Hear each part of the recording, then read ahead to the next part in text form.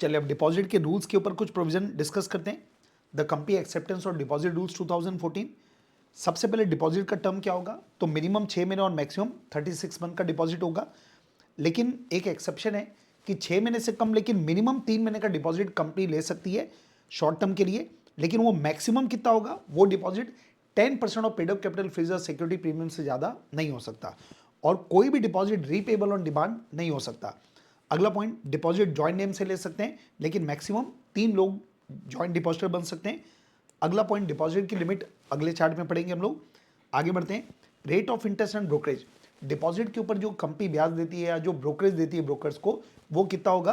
तो लॉ में लिखा है कि एनबीएफसी के लिए आरबीआई ने जो गाइडलाइन निकाली है, जो रेट प्रिस्क्राइब किए हैं, उससे ज़्यादा नहीं हो सकता। एनबीएफसी का जो रेट होगा उससे ज़्यादा नहीं हो सकता। इसके बाद नेक्स्ट है पॉइंट नंबर 5। ये डिपॉजिटर ट्रस्टी के बारे में बात किया गया है कि कोई भी कंपनी जब भी सिक्योर डिपॉजिट लेती है तो कंपनी को कंपल्सरी डिपॉजिट ट्रस्टी अपॉइंट करना पड़ेगा ताकि वो प्रॉपर्टी की देखभाल कर पाए। और डिपॉजिट ट्रस्टी को अपॉइंट करने के पहले उनकी रिटर्न कंसेंट लेना पड़ेगा।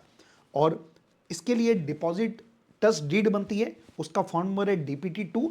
और ये जो डिपॉजिट ट्रस्ट डीड है वो सर्कुलर इशू करने के कम से कम 7 दिन के पहले बन जाना चाहिए। अगला पॉइंट है डिस्क्वालिफिकेशन, मतलब कौन कौन ऐसे लोग हैं जो डिपॉजिट ट्रस्टी नहीं बन सकते। तो टोटल यहाँ पे 6 पॉइंट है। सबसे पहले कोडे ऑफ कैश, इसका मतलब कैश का मतलब क्या हुआ, कंपनी, एसोसिएट कंपनी, उसकी सब्सिडी कंपनी और होल्डिंग कंपनी।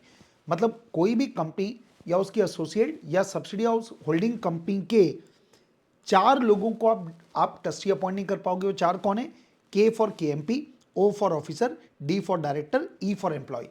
मतलब 4 कंपनी के इन 4 लोगों को आप ट्रस्टी अपॉइंट नहीं कर पाओगे। सेकंड पॉइंट, डिपॉजिटर को ट्रस्टी अपॉइंट नहीं कर सकते। अगला पॉइंट है इन लोगों के रिलेटिव, इन 4 कंपनी के इन 4 लोगों के रिलेटिव या डिपॉजिटर के रिलेटिव को आप ट्रस्टी अपॉइंट नहीं कर पाओगे। इसके बाद अगला पॉइंट है इंडेटेड टू कैश प्लस को सब्सिडी।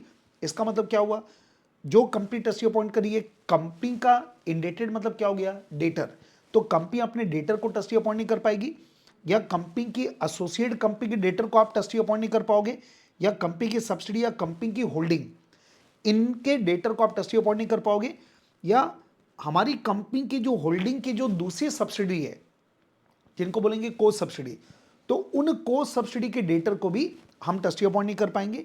इसके बाद आप ऐसे लोगों को ट्रस्टी अपॉइंट नहीं कर पाओगे जिनका कंपनी के साथ मटेरियल मतलब इंपॉर्टेंट पिक्यूनरी रिलेशनशिप है, मतलब सब्सटेंशियल पिक्यूनरी रिलेशनशिप है, बड़ा कोई आपका डेटर है, बड़ा कोई क्रेडिटर है, बड़ा कोई कस्टमर है, उन लोगों को आप ट्रस्टी अपॉइंट नहीं कर पाओगे। और जो गारंटर होते हैं, जो डिपॉजिट का रिपेमेंट करने की गारंटी देते हैं, उनको भी हम ट्रस्टी अपॉइंट नहीं कर पाएंगे। इसके बाद ट्रस्टी को हटाएंगे कैसे, तो ट्रस्टी को हटाने के लिए बोर्ड मीटिंग बुलानी पड़ती है। और अगर बोर्ड मीटिंग के सारे director, all the director present की कंसेंट मिल जाती है तो ट्रस्टी को हटाया जा सकता है। और अगर हमारी कंपनी ऐसी कोई कंपनी है जिसमें इंडिपेंडेंट डायरेक्टर है, तो वो जो बोर्ड मीटिंग है उस बोर्ड मीटिंग में कम से कम एक इंडिपेंडेंट डायरेक्टर अगर प्रेजेंट होगा तभी उस ट्रस्टी को हटाया जा सकता है। तो ये रिमूवल का प्रोविजन हो गया। चलिए आगे बढ़ते हैं। इसके बाद पॉइंट नंबर 6, अब कोई भी कंपनी जब डिपॉजिट लेती है तो एप्लीकेशन फॉर्म जो प्रिस्क्राइब्ड होगा वो डिपॉजिटर कंपनी को जमा करेगा, और साथ में वो जो डिपॉजिटर है वो डिक्लेरेशन देगा कि ये जो पैसा मैं कंपनी को दे रहा हूँ वो it is not out of borrowed fund, मतलब ये मेरा खुद का पैसा है। तो अगला पॉइंट है नॉमिनी, मतलब जो डिपॉजिटर है वो चाहे तो अपना नॉमिनी अपॉइंट कर सकता है।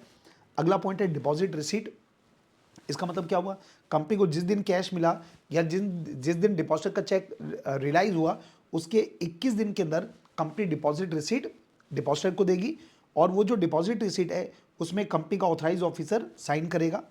अगला पॉइंट है रजिस्टर ऑफ डिपॉजिट, मतलब हर कंपनी को एक रजिस्टर ऑफ डिपॉजिट मेंटेन करना पड़ेगा, और ये मेंटेन कहाँ पे करोगे आप, रजिस्टर्ड ऑफिस में। उसमें जो डिपॉजिटर है उसका नाम हो गया, एड्रेस हो गया, परमानेंट अकाउंट नंबर हो गया, कितना पैसा उसने दिया, रेट ऑफ इंटरेस्ट क्या है, कंपनी रिपेमेंट कब करेगी, कंपनी इंटरेस्ट का पेमेंट कब करेगी, वो पूरा का पूरा डिटेल जो है वो मेंटेन किया जाएगा। और रजिस्टर में एंट्री की जाती है जिस दिन कंपनी ने डिपॉजिटरी रिसीट इशू किया उसके 7 दिनों के अंदर, जिस दिन कंपनी ने डीआर इशू किया उसके 7 दिनों के अंदर रजिस्टर में एंट्री होगी, और उस रजिस्टर को ऑथेंटिक किया जाएगा, साइन किया जाएगा डायरेक्टर के द्वारा या CS के द्वारा या ऑथराइज पर्सन के द्वारा। और ये जो रजिस्टर है उसको आपको प्रिजर्व संभाल के रखना पड़ेगा। लेटेस्ट एंट्री जिस फाइनेंशियल ईयर की उसमें की गई है उसके 8 साल तक मिनिमम आपको उस रजिस्टर को संभाल के रखना पड़ेगा।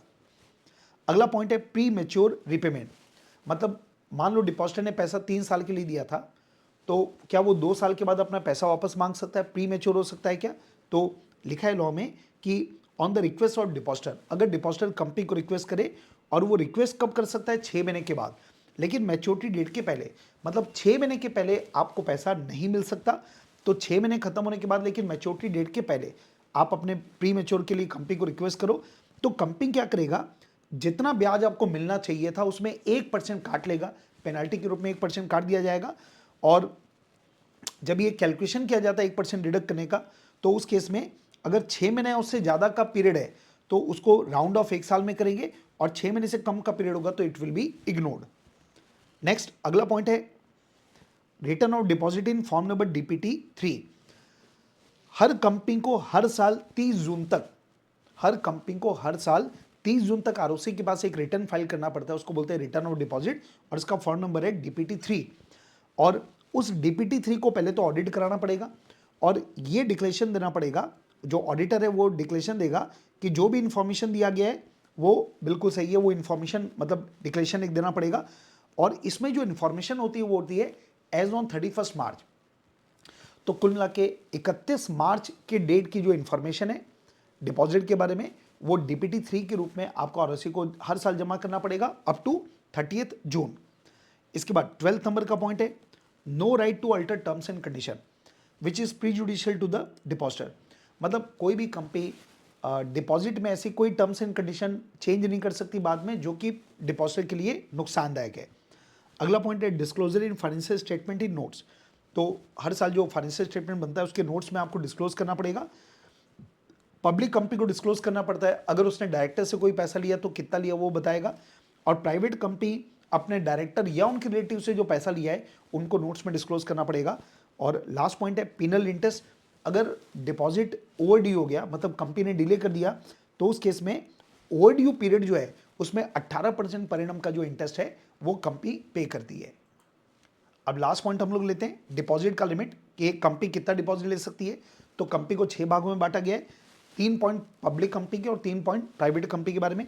सबसे पहले अगर एलिजिबल पब्लिक कंपनी है, तो एलिजिबल पब्लिक कंपनी अगर नॉन गवर्नमेंट है तो वो अपने मेंबर से मैक्सिमम 10% और आउटसाइडर से मैक्सिमम 25% ले सकती है। अगर एलिजिबल पब्लिक कंपनी एक गवर्नमेंट कंपनी है तो मेंबर प्लस आउटसाइडर दोनों से मिला के 35% ले सकती है। इसका मतलब ये हुआ कि अगर नॉन गवर्नमेंट है और आपने मेंबर से 8% लिया, तो ध्यान ये रखना है कि आउटसाइडर से 25 ही ले पाओगे, वो 2% यहाँ पे एडजस्ट नहीं होगा। जबकि गवर्नमेंट अगर एलिजिबल कंपनी है तो मेंबर आउटसाइडर दोनों से मिला के मैक्सिमम 35% तक ले पाएगी। और ये जितने भी परसेंट है वो पूरे परसेंट कैलकुलेट होते हैं paid up capital plus freezer plus security premium के ऊपर। सेकंड, अदर जो पब्लिक कंपनी है वो केवल मेंबर से पैसा ले पाएगा और वो भी ले पाएगा 35% तक। एक बात ध्यान रखना है कि पब्लिक से केवल एलिजिबल पब्लिक कंपनी पैसा ले सकती है, तो बाकी जो 5 कंपनी हम लोग पढ़ने वाले हैं वो केवल और केवल अपने मेंबर से डिपॉजिट का पैसा ले सकती है। अगर स्पेसिफाइड एफएससी पब्लिक कंपनी है तो अपने मेंबर से 100% तक डिपॉजिट ले सकती है। जो नॉर्मल प्राइवेट कंपनी है, अब प्राइवेट 3 पॉइंट प्राइवेट कंपनी के बारे में, तो प्राइवेट कंपनी भी केवल मेंबर से पैसा ले सकती है और वो भी मैक्सिमम कितना लेगी? 100%। फिर अगर कोई स्टार्टअप प्राइवेट कंपनी है तो वो शुरू के 10 साल मेंबर से पैसा ले सकती है अनलिमिटेड, मतलब 100% नहीं, वो जितना चाहे उतना पैसा ले सकती है। और आखिरी पॉइंट है, अगर ऐसी कोई प्राइवेट कंपनी है जो तीनों कंडीशन पूरा करे, वो भी अपने मेंबर से अनलिमिटेड डिपॉजिट ले सकती है। तो वो 3 कंडीशन क्या है? पहला, ये जो प्राइवेट कंपनी है ये कोई और कंपनी की ना तो एसोसिएट है ना सब्सिडी है। नेक्स्ट पॉइंट, ये जो प्राइवेट कंपनी है इनका borrowing from financial institution, bank और body corporate is less than twice the paid up capital और 50 crore whichever is lower. ये हमने पहले पढ़ा था, सेम कंडीशन है। और तीसरा, ये जो प्राइवेट कंपनी है इन्होंने इन बोरोइंग को रिपेमेंट करने में डिफॉल्ट नहीं किया हो। तो अगर ये प्राइवेट कंपनी तीनों कंडीशन पूरा कर लेती है, ये वाली तीनों कंडीशन पूरा करती है, तो वो प्राइवेट कंपनी भी अपने मेंबर से अनलिमिटेड डिपॉजिट ले सकती है।